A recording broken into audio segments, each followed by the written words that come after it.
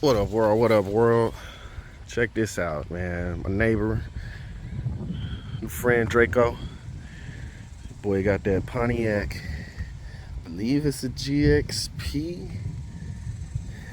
Ooh, let me say 140 on that hoe. It's a nice car, bro. It's always, yep, it's a grandpix GT. Yep, we got the supercharged V6, bro. Ooh, we gonna have to try and see if they put that tap shift transmission in that motherfucker, bro. You got that fucking blower on that bitch right there. You see that shit, yo? Yes sir, 3800 series. We need to get him a smaller pulley. I think a 33 millimeter would be perfect for him. A tune.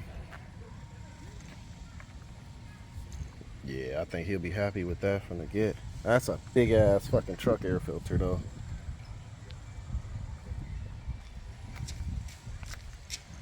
Yeah, boy, we gotta get you that smaller supercharger pulley. Yeah, man. You gonna hear that motherfucking whine real good. What you think? This is about a 3.8? This probably a 3.8, huh?